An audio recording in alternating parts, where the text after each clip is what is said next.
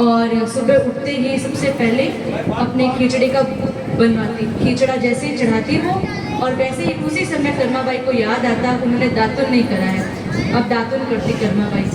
और कर्माबाई उसी दातुन से, अब उनको याद आ रहा है दातुन करते करते उन्होंने खिचड़ा रखा है, खिचड़ा जो है वो चूल्हे पर रखा हुआ है, तो कर्माबाई दौड़ती हुई जाती है और उसी दातुन से कर्माबाई अपना वो खिचड़ा हिलाती है और देखती है कि कहीं ये जल तो नहीं रहा है। और उसके बाद क्योंकि कर्माबाई प्रेम स्वरूप अपने ठाकुर जी को, उसमें कोई आचार विचार ये उनकी महानता नहीं है, तो वैसे ही कर्माबाई ये करती। और उसी समय एक साधु ने ये करते हुए कर्माबाई को देख लिया और कहते हैं हाय राम राम राम, ये कैसी ठाकुर जी की भक्त है, क्योंकि कर्माबाई संत सेवा भी करती है। संत सेवा करने का बल ये मिला कि ठाकुर जी खिचड़ा खाने उनके यहाँ आए, तो कर्माबाई संत सेवी भी करती, इसीलिए सभी जो संत थे वो कर्माबाई को जानते थे। और उन्होंने कहा कर्माबाई तुम ये क्या करती हो, तुम इतनी बड़ी भक्ताबाई होकर भी तुम आचार विचार का कुछ ध्यान नहीं रखती, तुम बिना नहाए ठाकुर जी के लिए भोग प्रसादी बना रही हो। तो कर्माबाई ने कहा मैं तो जानती नहीं कुछ आचार विचार। तो वो कर्माबाई को सारे आचार विचार बताते हैं कि देखो तुम सब उठते ही सबसे पहले शौच आदि करके, स्नान आदि करके, सबसे पहले जो अपना चूल्हा है उसको शुद्ध करो, उसके बाद ठाकुर जी को भोग लगाओ और फिर ठाकुर जी को बुलाओ। तो कर्माबाई कहती है जी अच्छा ठीक है। अब कल से कर्माबाई क्या करें, सुबह उठते ही अब ठाकुर जी तो जो मंदिर के अंदर मंगला का भोग लगता है, 56 भोग मंगला के अंदर, उससे पहले ठाकुर जी कर्माबाई का खिचड़ा खाने आते थे। अब ठाकुर जी तो वही समय पे आए तो देखे अभी तो कर्माबाई नहाने के लिए जा रही है, ठाकुर जी चले गए। फिर आए जब देखे अभी तो कर्माबाई चूल्हा चौका साफ कर रही है, उसको पवित्र कर रही है। अब ठाकुर जी फिर इंतजार करे, फिर चले गए। फिर आए देखे अभी तक तो खिचड़े की तैयारी चल रही है, अभी तक तो अब चढ़ेगा चूल्हे पे खिचड़ा। अब ठाकुर जी टेढ़ी टेढ़ी नजरों से उस संत को देख रहे थे, फिर एकदम खिसिया गए उस संत के ऊपर, पर बोल कुछ नहीं सकते। फिर ठाकुर जी थोड़ी देर बाद वापस आए तो देखा चलो अब खिचड़ा चढ़ चुका है चूल्हे के ऊपर, अब तो बन जाएगा। अब जब खिचड़ा बना तो कर्माबाई ने प्रार्थना की ठाकुर जी से कि ठाकुर जी आओ आरोग्य खिचड़े को। अब ठाकुर जी आए, जैसे ही ठाकुर जी ने एक दो कौर लिए, उधर मंदिर के अंदर मंगला की घंटी बज गई। जैसे ही घंटी बजी ठाकुर जी बिना आचमन करे भागे मंदिर की ओर। अब जैसे ठाकुर जी मंदिर में गए तो सारे पंडा पुजारी जगन्नाथ जी के देखे, ये जगन्नाथ जी के हम तो भोग लगाए नहीं, ठाकुर जी कहाँ आज भोग पाके आए हैं, सुबह सुबह मंगला तो अब हो रही है, हम 56 भोग तो ठाकुर जी को अब पवाएंगे। तो और उस समय ऐसे आपस में बातें होती थी, तो सारे पुजारी जी जो भी थे वो ठाकुर जी से कहे कि प्रभु जय जय, आज आप कहाँ जाके भोग पाके आए हो, हमने तो आपको भोग लगाया ही नहीं। तो ठाकुर जी कहते हैं, पहले तो ठाकुर जी कहते हैं जो साधु है तुम उसको पकड़ो सबसे पहले। वो कर्माबाई जो है वो बड़े प्रेम से मुझे भोजन पवाती है, उसने ना जाने कौन सी रीति कौन सी विधि उसको सिखा दिया है, तो आज मेरे को वहाँ समय लग गया और मैं खिचड़ा ना खा पाई अच्छे से, तो बिना आचमन करे मंदिर आ गयो। तो सारे पुजारी जो आश्चर्य करते हैं कि ठाकुर जी कैसे कैसे भक्तों पे रीस जाते हैं। हम जो है वो इतनी शुद्धता का ध्यान रखते हैं ठाकुर जी के लिए, इतनी बार नहाएंगे, अगर किसी के हम अड़ भी जाए तो वापस नहाएंगे, ये शुद्धता वो आचार था। लेकिन ठाकुर जी तो कैसे भोले भोले भक्तों पे रीस जाते हैं। तो पंडा पुजारी उस साधु के पास गए और उन्होंने सारा जो दृष्टांत हुआ, ठाकुर जी से जो वार्तालाप हुई, वो सारा कथन कथनी उनको कह दी और कहा कि कर्माबाई को जाके मना करके आओ कि वो जिस रीति से ठाकुर जी को भोग लगाती है उसी रीति से भोग लगाए। और यहाँ पे जब खिचड़ा बनने में विलम्ब हुआ तो ऐसा कहते हैं कि कर्माबाई का जो जन्म का जो नाम था वो तो जो उनके माता पिता ने जो नाम रखा था वो तो कुछ और नाम था, लेकिन जब उस दिन कर्माबाई खिचड़े बनाते बनाते विलम्ब हो गया तो ठाकुर जी कर्माबाई को जल्दी कह रहे थे, जल्दी कर्मा जल्दी कर्मा जल्दी कर्मा जल्दी कर्मा। तो उससे भी ठाकुर जी का नाम है दिया हुआ, ये कर्मा जो नाम है वो ठाकुर जी का नाम दिया हुआ है कर्माबाई को, उनसे उनका नाम कर्माबाई पड़ा। तो ऐसे ही वो जब साधु गए कर्माबाई के पास कर्माबाई सोचे ये एक दिन आए, मुझे इतनी विधियां सिखा के गए, अब दूसरे दिन ना जाने क्या उल्टा पुल्टा और सिखा के जाएंगे। तो उनने सत्कार किया साधु का, आइए महाराज बैठिए। तो उन्होंने कहा कि कर्माबाई, मैंने एक ऐसे पुस्तक में पढ़ा है कि जो आचार विचार है वो तो हम संतों के लिए है। तुम तो अभी गृहस्थ में हो, तुम तो जो चाहे जैसे चाहे वैसे ठाकुर जी को भोग लगाओ। जिस रीति से तुम पहले पवाते थे उसी रीति से ठाकुर जी को पवाओ। कर्माबाई बड़ी खुश हो गई। अब अगले दिन से वही ठाकुर जी के लिए उठी, खिचड़ी चढ़ाई और भोग लगाया। अब ठाकुर जी बड़े प्रेम से भोग पाते कर्माबाई के पास। अब कर्माबाई का जो समय वो पूर्ण होने पे आया, तो जब कर्माबाई का समय पूर्ण होने पर आया तो कहते हैं कि जब कर्माबाई लीला में प्रवेश कर चुकी थी तो ठाकुर जी इतना रोए उनके लिए, इतना विलाप किया कर्माबाई के लिए। ठाकुर जी ने उस दिन भोग नहीं आरोगा, ठाकुर जी ने उस दिन कुछ भी नहीं आरोगा। सब पंडा पुजारी डर के मारे राजा के पास गए और कहा कि आज ठाकुर जी न जाने क्यों इतना रो रहे हैं, इतना विलाप कर रहे हैं किसी भक्त के लिए कि ठाकुर जी तो भोग ही नहीं आरोग रहे। तो जो जगन्नाथपुरी के जो राजा थे वो आए ठाकुर जी के पास और कहा, जे आप इतना क्यों रो रहे? ठाकुर जी के मुंह से शब्द नहीं निकले, पहले तो वो खिसखिसा रहे थे पहले। और उसके बाद ठाकुर जी बोले कि आज मेरी माँ चली गई, आज अब मुझे खिचड़ा कौन पवाएगा? जो मुझे खिचड़ा इतने प्रेम से पवाती थी वो आज मेरी माँ चली गई। और ठाकुर जी रोने लगे।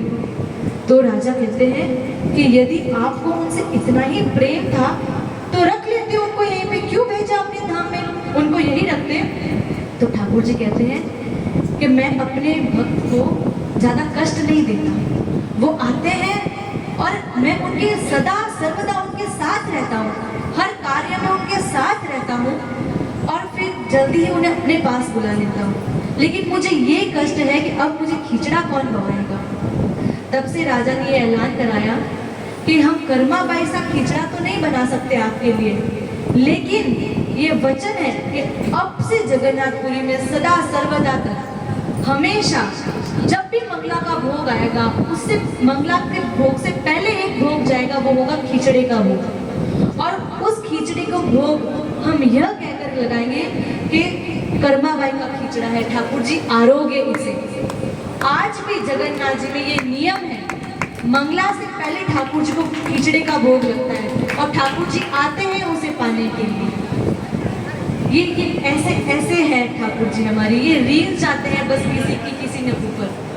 और कहते हैं कि ठाकुर जी जितने भी स्वरूप ठाकुर जी ने लिए, जितने अवतार ठाकुर जी ने लिए, वो उसमें सर्वसमर्थ थे। ठाकुर जी कुछ भी कर सकते थे, लेकिन जो ठाकुर जी का जो शिव विग्रह है, ये शिव विग्रह के अंदर ठाकुर जी ने ऐसा अवतार लिया है कि ठाकुर जी अपने भक्तों के बस में हैं। इसमें जैसे चाहे वैसे हम ठाकुर जी को रखें, जहाँ चाहे वैसे हम ठाकुर जी को रखें, जहाँ रखें ठाकुर जी वहाँ रहेंगे। ठाकुर जी को हम जो पहनाएं वो पहन लेंगे, ठाकुर जी को जो खाने के लिए दे हम ठाकुर जी वही खाएंगे।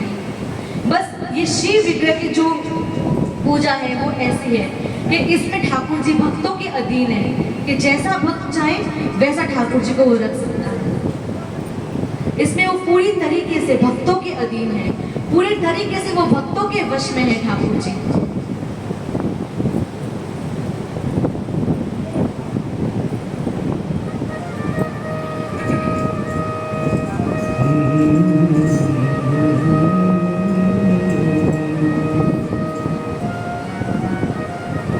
भक्त बिना कुछ भी नहीं है,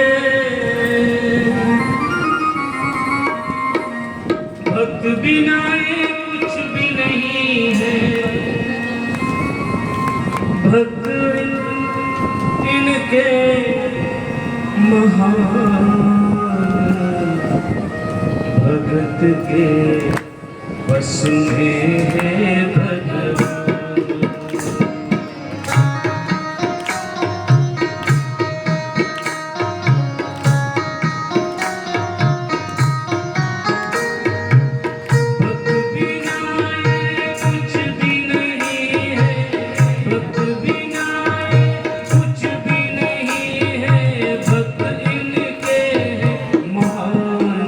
भगत हैं भगवान, भगत के बस में है भगवान।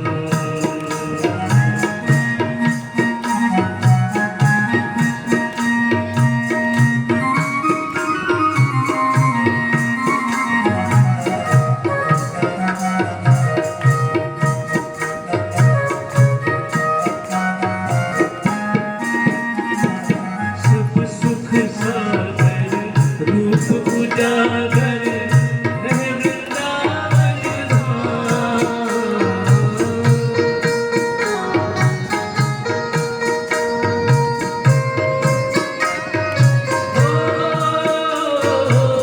सब सुख सागर रूप उजागर रहे वृंदावन धाम।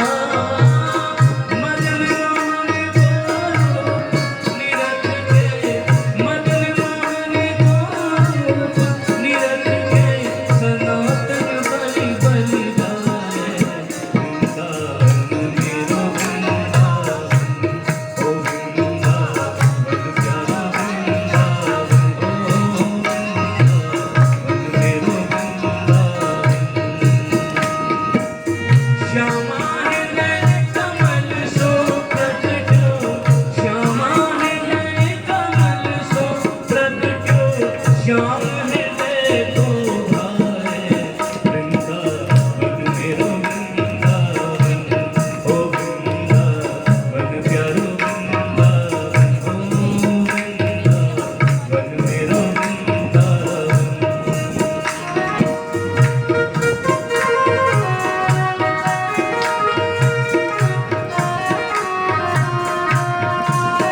जीवा है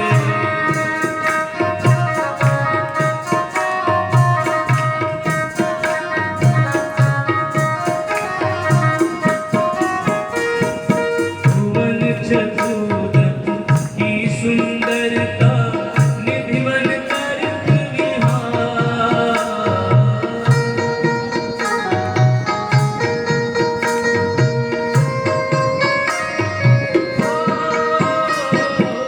भुवन चतुर्दश की सुंदरता, निधिवन तर्क विहार।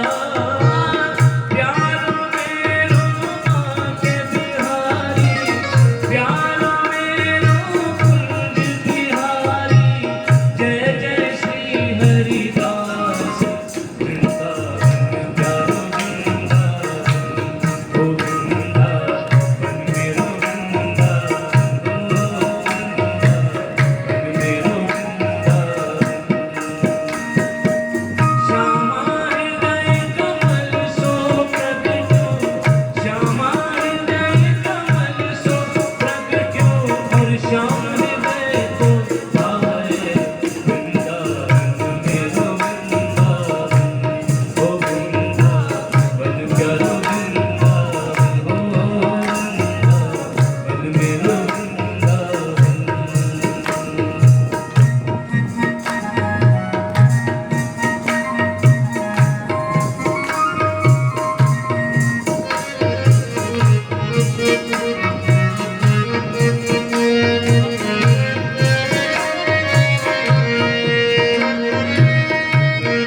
बोल।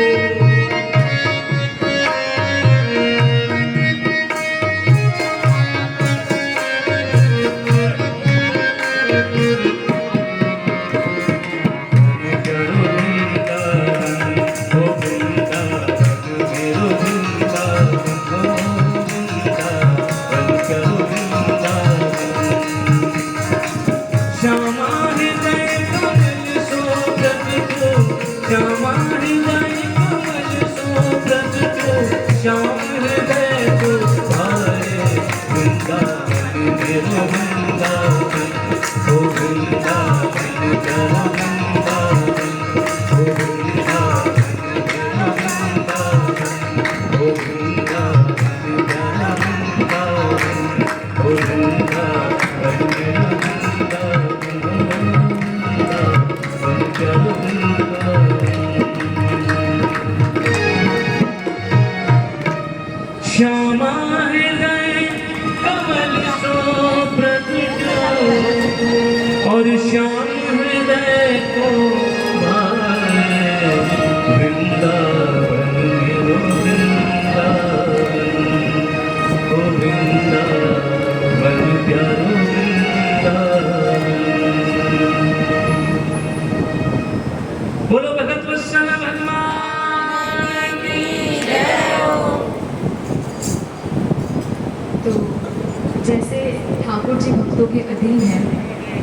कहते हैं ठाकुर जी के मन में भी कभी न कभी, वैसे तो ठाकुर जी के सारे रूप एक से बढ़ के एक है, लेकिन ठाकुर जी को भी कभी न कभी अपने मन में ये लालसा जागती है कि मैं इनके दर्शन करूं, मैं इसके दर्शन करूं। तो कहते हैं एक बार जगन्नाथ जी के मन में ये ऐसी लालसा उत्पन्न हुई कि मुझे श्रीधाम वृंदावन जाना है, मुझे श्रीधाम वृंदावन जाना है, लेकिन वो सर्व सामर्थ्य होते हुए भी वहाँ खुद नहीं जा सकते अपने श्री विग्रह स्वरूप में होते हुए, क्योंकि वो जो श्री विग्रह स्वरूप है वो उनके भक्तों के वश में है।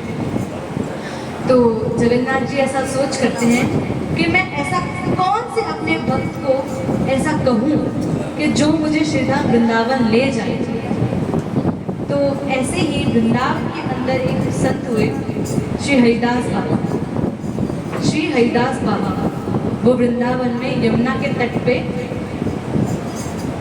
एक कुटी में निवास करते और वहीं ठाकुर जी का हरिभजन किया करते। तो जगन्नाथ जी ने उनको दर्शन दिया और ये कहा कि इस बार ठाकुर जी, जगन्नाथ जी का जो मेरा श्री विग्रह है वो बदला जाने वाला है, तो जो श्री विग्रह जो बदला जाएगा तो तुम उस विग्रह को वृंदावन लाके यहाँ स्थापित कर देना। मेरी इच्छा है कि अब मैं वृंदावन में रहूँगा, यहीं निवास करूँगा। तो उन बाबा ने ठाकुर जी की इच्छा आज्ञा को मानकर अब कहाँ वृंदावन और कहाँ जगन्नाथपुरी, उन्होंने अपने सारे परिकर को लेके, जो भी उनके भक्त थे उनको लेके, परिकर को लेके जगन्नाथ जी की यात्रा का निश्चय किया। और उस समय कोई रेल आदि की सुविधा नहीं थी, तो उन्होंने ये निश्चय किया कि हम सब पैदल संकीर्तन करते करते श्री जगन्नाथपुरी जाएंगे। तो कितनी माह बाद जो जगन्नाथ जी पहुँचे, तो उस समय जगन्नाथ जी का अभिषेक शुरू होने ही वाला था। तो उन्होंने जाकर पंडा पुजारी से कहा कि मुझे ऐसे ठाकुर जी से आग्रह हुआ है कि ठाकुर जी ने मुझे स्वप्न में आकर ये कहा है कि तुम मेरा श्री विग्रह अभिषेक के बाद ले जाकर श्रीधाम वृंदावन में स्थापित करना और वो वहीं रहेंगे। तो पंडा कहते हैं कि श्री विग्रह को देने का अधिकार हमारे पास नहीं है, तुम राजा से जाकर कहो। तो जब हरिदास बाबा राजा के पास गए तो राजा ने कहा अब यहाँ राजा की आप मति देखना, क्योंकि वो बाबा के मुखमंडल में वो तेज देख के समझ चुके थे कि बाबा जो कह रहे हैं वो सत्य है। लेकिन राजा भी चाहते थे कि ठाकुर जी एक न एक बार जीवन में उनको भी दर्शन दें। तो राजा क्या कहता है उनको कि ठाकुर जी ने आपको आज्ञा दी है, लेकिन ठाकुर जी ने मुझे तो आज्ञा दी नहीं। ठाकुर जी ने तो आपको आज्ञा दी है ना। जब तक ठाकुर जी मुझे आज्ञा नहीं कर देते तब तक वो श्री विग्रह मैं आपको नहीं दे सकता, वो मैं आपको नहीं सौंप सकता। जो विधि चल रही है कि अभिषेक के बाद जब श्री विग्रह बदला जाएगा तो पुराना श्री विग्रह को समुद्र में प्रवाहित कर दिया जाएगा। तो अभी जब तक मुझे ठाकुर जी आज्ञा नहीं करते मैं ऐसा नहीं करूँगा, और मुझे आज्ञा नहीं है तो वो विग्रह जो है वो समुद्र में प्रभावित होगा। तो बाबा कहते हैं कि चलो ठीक है, जब ठाकुर जी का विग्रह समुद्र में प्रवाहित होगा तो साथ साथ मैं भी उनके साथ समुद्र में चला जाऊंगा। तो बाबा समुद्र के तट पे आके अन्न जल को त्याग के और बैठ गए कि कब ठाकुर जी का अभिषेक पूर्ण हो और ठाकुर जी का जो विग्रह है वो यहाँ आए। उधर ठाकुर जी जब अभिषेक पूर्ण हुआ उसके बाद स्वप्न में ठाकुर जी राजा को दर्शन देते हैं और बड़ी क्रोधित ऐसी मुद्रा के अंदर राजा से कहते हैं कि जो संत आए थे वो सत्य कह रहे थे, उनको मैंने ही आज्ञा दी थी कि तुम जाओ, और अब मेरा मन है कि मैं वृंदावन के अंदर निवास करूंगा। तो राजा तो बड़े खुश हुए कि ठाकुर जी ने उनको दर्शन दिए, उनके भक्त के कारण उनको दर्शन दिए। और उसके बाद उन्होंने कहा, हाथ जोड़ के विनती की कि जे मुझे मैं जानता था, लेकिन आपने उनको दर्शन दिया और मुझे दर्शन नहीं दिया अब तक, इसीलिए मैंने उनसे ऐसे वचन कहे। तो राजा कहता है जी प्रभु, जैसी आपकी आज्ञा। वो अपने जो गण होते हैं उनको लेके पता करवाते हैं कि बाबा कहाँ हैं इस वक्त। और जब जाते हैं तो बाबा समुद्र के तट में होते हैं और उनसे जाके कहते हैं कि ये श्री विग्रह आप चाहें आप ले जा सकते हैं वृंदावन, ठाकुर जी की आपको आज्ञा हुई है आप ले जा सकते हैं। तभी राजा 3 रथ तैयार करवाते हैं, जगन्नाथ जी का बलभद्र जी का और सुभद्रा जी का, और जितना भी धन ऐश्वर्य हो सके उनमें रख कर बाबा को आज्ञा करते हैं, अब बाबा आप जाइए वृंदावन। बाबा कितने ही महीनों की यात्रा करके संकीर्तन करते करते जब वृंदावन आते हैं तो जगन्नाथ जी एकदम खुश प्रसन्न मुद्रा के अंदर बाबा उनके लिए मंदिर का निर्माण करवाते हैं। और जगन्नाथ जी आज भी, ये घटना करीब 200 वर्ष पुरानी घटना है, जगन्नाथ जी आज भी उस तट पे विराजमान है और उस तट का जो नाम है वो जगन्नाथ घाट के नाम से प्रसिद्ध है वृंदावन के अंदर। तो जगन्नाथ जी आज भी वहाँ विराजमान है। तो ठाकुर जी ऐसे ऐसे भक्तों के वश में है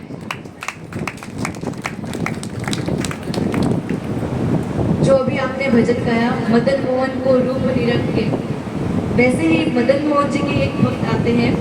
तो ठाकुर जी ऐसे नहीं है कि जो संप्रदाय जो जुड़े हैं उसी संप्रदाय, ठाकुर जी किसी पे भी जिसका भोलापन ठाकुर जी को भा गया, ठाकुर जी उस पर कृपा कर देंगे। ठाकुर जी ये नहीं देखेंगे ये किस पंथ का है, ये किस संप्रदाय का है, ये कौन है, उसकी पात्रता फिर वो नहीं देखते। ठाकुर जी बस रेल जाते हैं उनके ऊपर। तो ऐसे ही एक ठाकुर जी के भक्त हुए थे, मुस्लिम भक्त थे, काले खां। तो वो ना ठाकुर जी को जाने, ना उनका नाम जाने, ठाकुर जी को ना कभी उसने देखा। उनका ये काम था मंदिर के प्रांगण में, मंदिर के बाहर का जो प्रांगण था उसके बाहर की सोनी सेवा करने का कार्य उनका था, और वहाँ से जो वेतन उनको मिलता उसी से उनका घर चलता था। तब उनका यही नियम था कि वो जाते, वहाँ की साफ सफाई करते, और क्योंकि मुसलमान थे वो, तो जो नमाज उनको पढ़नी होती थी, अदा करनी होती थी, वो नमाज पढ़ते हैं। बस उनका ये कार्य था। उन्होंने कभी ठाकुर जी को देखा तक नहीं। अब ठाकुर जी भी जो ठाकुर जी के पास जाते हैं ना, तो ठाकुर जी कहते हैं अच्छा इस पे तो मेरा जादू चल चुका है, तो छोड़ो। जो ठाकुर जी से बहुत दूर है, ठाकुर जी सोचते हैं इस पे अभी तक मेरा जादू क्यों नहीं चला, तो ठाकुर जी उसके पास पहले जाएंगे। तो उसने कभी ठाकुर जी को देखा तक नहीं। तो ठाकुर जी के मन में आया कि ये इस पे मेरी मोहनी कैसे चले, मैं चाहता हूँ कि ये कम से लीजिएगा। तो एक दिन किसी कार्य से वो साफ सफाई कर रहे थे, तो आरती हो रही थी, तो आरती से जैसे ही थोड़ी भीड़ हटी तो उनको ठाकुर जी के दर्शन हो गए, या ऐसे कहूँ ठाकुर जी ने उसके दर्शन करे उसको। तो ठाकुर जी और वो एक टक टकी लगाकर एक दूसरे को निहारते रहे, और वो दो क्षण के लिए बस उनको दर्शन हुए ठाकुर जी से, और फिर पर्दा आ गया। अब काले खां से तो रहा नहीं जाए कि अभी मैंने जिसको देखा वो कौन है, ये कौन है जिसको दर्शन मैंने अभी करी, मैं तो इनको जानता तो नहीं, पर इतने सुंदर, इतना सुंदर कोई कैसे हो सकता है। अब तो काले खां यही प्रयत्न करे कि कैसे भी हो मैं मंदिर के अंदर बस एक बार मुझे वो दिख जाए, एक बार मुझे उनके दर्शन हो जाए। अब काले खां रोज सोनी सेवा करते और यही प्रार्थना करते कैसे न कैसे ये भीड़ हटे और मैं उनके दर्शन करूं, क्योंकि मंदिर के अंदर जाने की आज्ञा तो उनको थी नहीं। अब ठाकुर जी समझ गए कि इन पे थोड़ा थोड़ा मेरा जादू होने लगा है। तो ठाकुर जी परीक्षा भी पूर्ण लेते हैं कि यदि तुमको मेरे पास आना है तो पहले पूर्ण तरीके से ठोक ठुका कर तुमको देखेंगे कि तुम कितने मजबूत हो। साथ तुम्हारे रहेंगे लेकिन परीक्षा भी पूरी लेंगे। उस परीक्षा में हर कदम पे तुम्हारे साथ रहेंगे, लेकिन परीक्षा भी वो पूर्ण तरीके से लेंगे।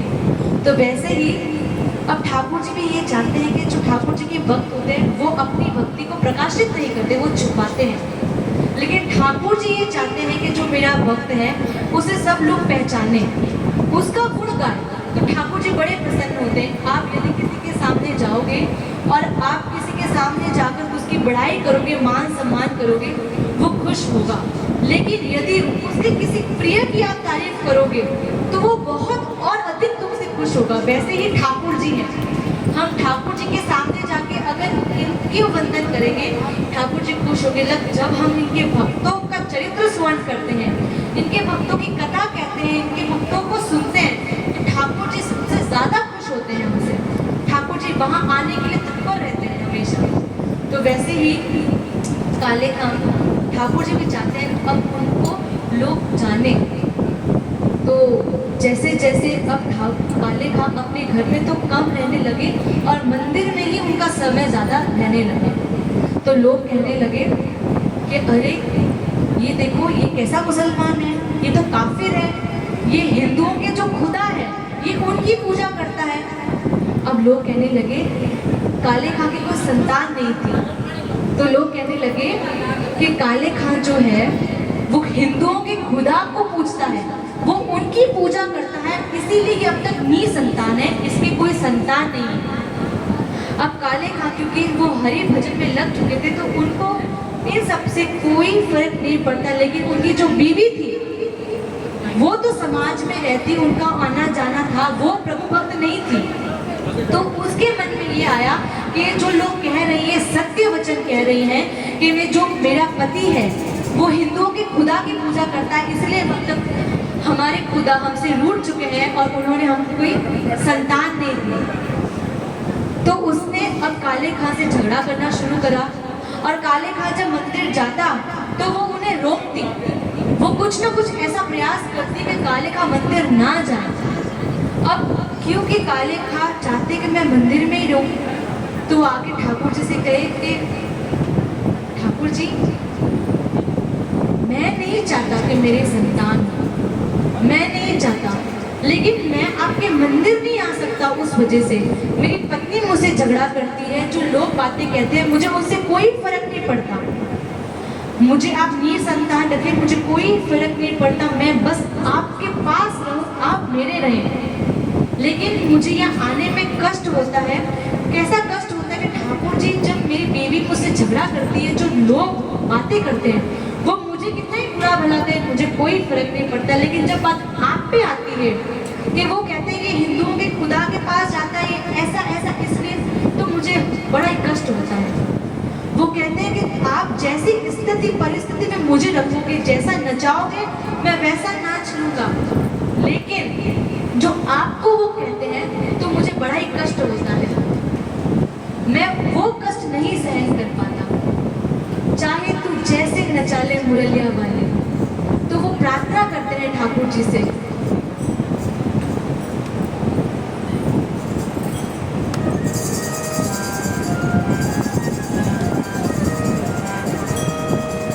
आओ प्यारे मोहना, पलक ढाप दो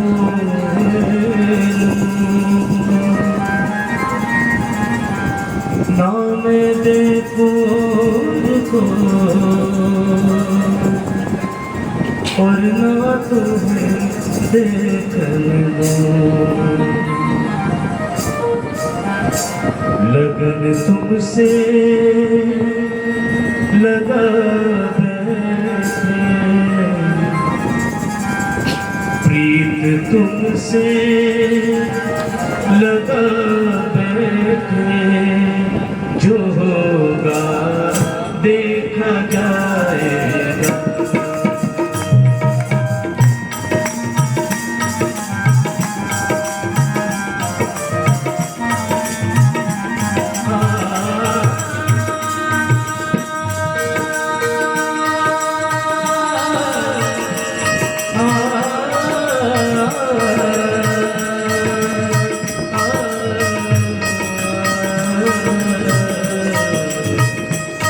लगन तुमसे लगा बैठे, लगन तुमसे लगा बैठे, जो होगा देखा जाएगा। प्रीत तुमसे लगा बैठे, जो होगा देखा जाएगा। तुम्हें अपना बना बैठे, तुम्हें अपना बना बैठे, जो होगा देखा जाएगा।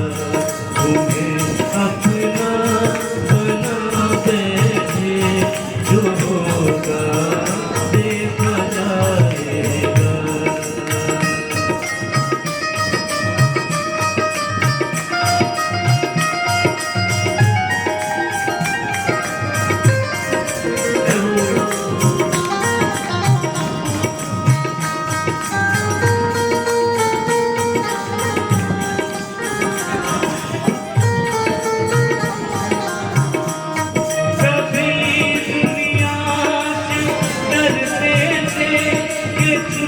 छुप याद करते थे।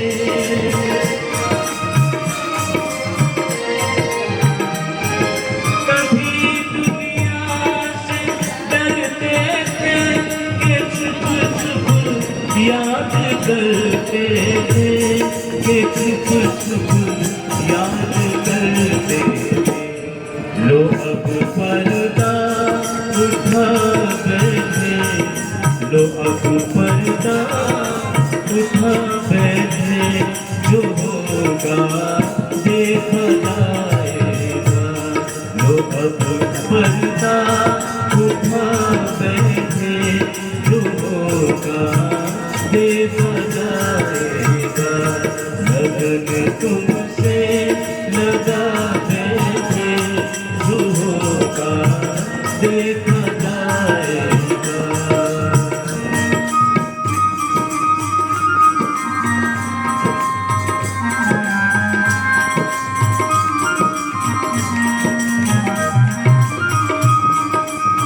श्री राधे।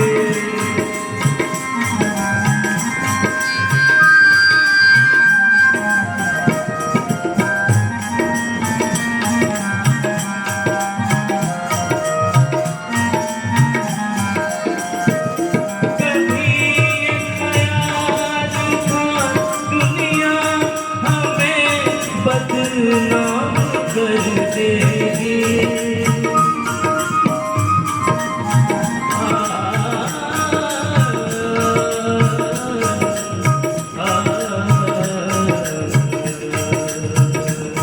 कभी दुनिया से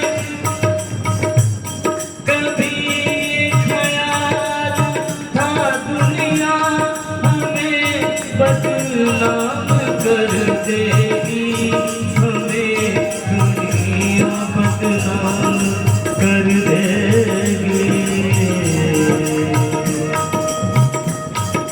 लो अब शर्म से पर्दा उठा बैठे, लो अब शर्म से पर्दा उठा बैठे, जो होगा देखा जाएगा। अब से उठा बैठे, जो होगा देखा जाएगा। लगन तुमसे लगा बैठे, जो होगा देखा जाएगा। हरि बोल।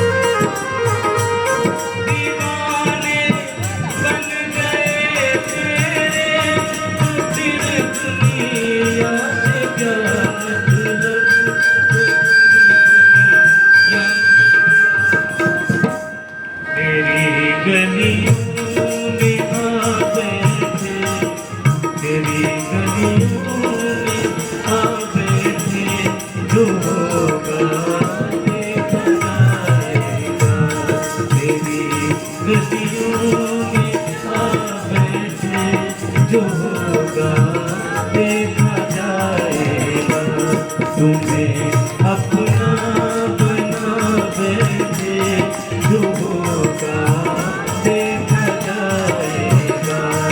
अगर तुमसे लगा बैठे, जो होगा देखा जाएगा। जो होगा देखा जाएगा।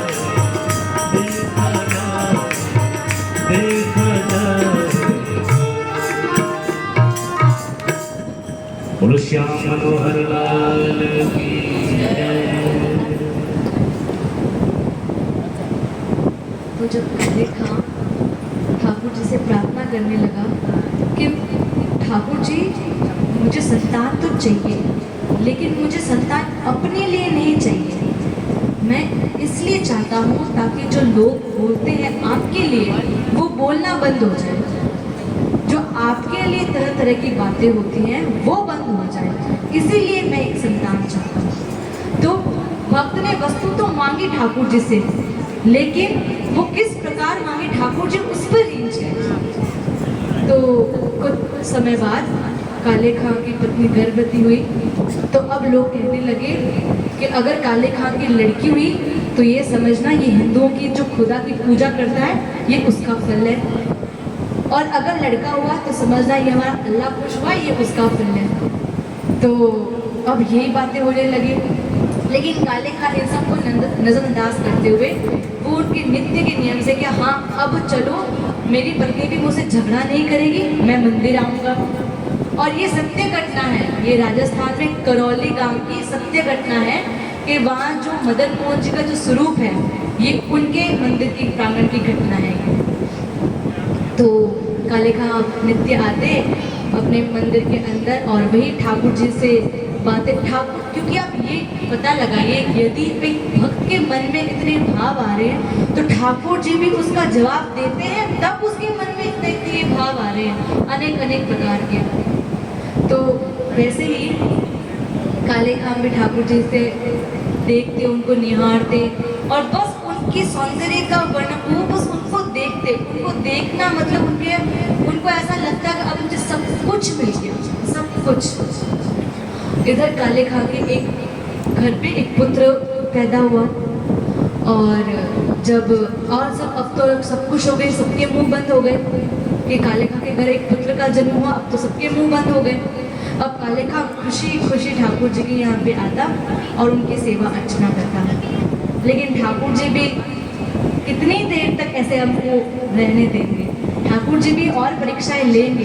एक बार आपको पास कर, चलो एक बार पास हो गए, जैसे हम स्कूल में जाते हैं परीक्षा देने के लिए, तो हर क्लास के अंदर ऐसा नहीं है एक परीक्षा हुई अगर उसमें परीक्षा में सफल हो गए तो दूसरी कक्षा, नहीं, पहले एक परीक्षा, फिर दूसरी, फिर अर्धवार्षिक, अंतिम तो बाद में होती है जब हम दूसरी कक्षा में जाते हैं। तो वैसे ही ठाकुर जी भी पहले एक परीक्षा लेंगे छोटी, फिर उससे थोड़ी बड़ी, अंत में बड़ी परीक्षा लेते हैं। तो अभी जो परीक्षाएं आ रही थी वो तो समझ लो छोटी छोटी परीक्षाएं थी उनके जीवन की।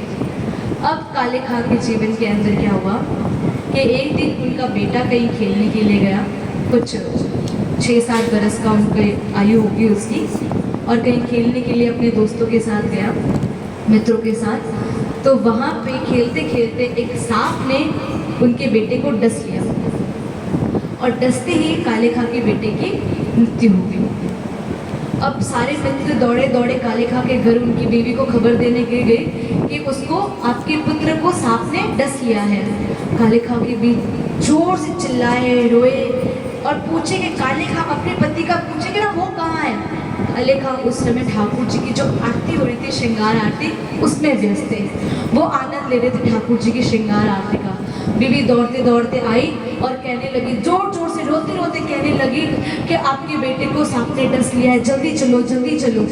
काले खां ने कहा अभी मेरे पास समय नहीं है, अभी ठाकुर जी की आरती का समय है, मैं तो ठाकुर जी की आरती में मग्न हूँ, और उन्होंने ध्यान ही दिया उस बात में। अब बीवी जोर से चिल्लाए और कहा अगर यदि उसको कुछ हो गया तो आप देख लेना। काले खां मुस्कुराकर गए कि ठाकुर जी चैन से आरती भी नहीं करने देते और कितनी परीक्षाएं लेंगे। बोला ये बेटा आपने दिया है, अब ये आप ही का बेटा है, आप इसे जिवाएं चाहे मराए, ये पुत्र आप ही का है। अब ठाकुर जी काले खां उसकी बातों पे ध्यान ही न दें और आरती करें। या उनकी बीवी दौड़ते दौड़ते आई पुत्र के पास, तो देखा पुत्र पूरा नीला पड़ चुका है। वैद्य को बुलाया, वैद्य ने कहा ये तो जा चुका है। अब बीवी रोए क्योंकि एक ही तो बेटा था काले खां का, एक ही बेटा था और वो भी इस उम्र में चला गया। अब बीवी रोए, रोती रोती बीवी उस बेटे को मृत शरीर को लेके आई उस मंदिर के अंदर और पटका उस शरीर के ठाकुर जी के सामने और कहा रुदन करते हुए कि तुम कहते हो ना तुम्हारा खुदा सुनता है, अब यदि तुम्हारा खुदा सत्य है तो इनसे कहो हमारा बेटे को जीवाइए। अगर ये तुम्हारा खुदा सत्य है, सच्चा है, तो कहो हमारे बेटे को जीवित करे, पुनः जीवित करे। कहते हैं काले खाने उस समय उर्दू के अंदर कुछ पंक्तियां गाई। आज भी वो पंक्तियां जब मंदिर की आरती होती है तब गाई जाती है। काले का रुदन करने लगे। काले का कहते हैं ठाकुर जी ये कैसी लीला है, मैंने तो पुत्र, आपने ही मुझे पुत्र दिया, ये पुत्र मेरा नहीं है, इसलिए मांगा मैं ताकि मैं आपकी सेवा कर सकूं, मंदिर आ सकूं।